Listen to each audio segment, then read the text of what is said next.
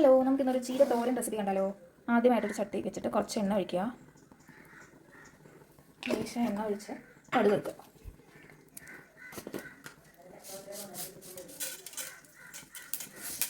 ഒരു പച്ചമുളക്,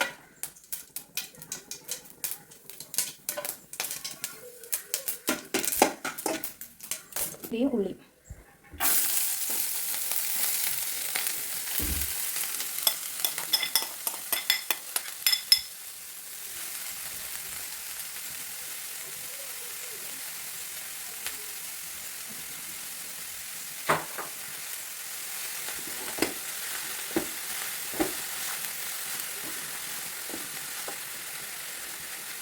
കുറച്ച് ലേശം ഉപ്പിലേക്ക് ഒഴിക്കാം.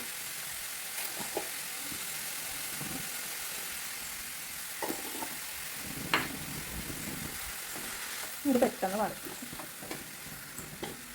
ഒരു ഉള്ളിയും കുറച്ച് ചീരയാണ് ഞാൻ ഇട്ടത്.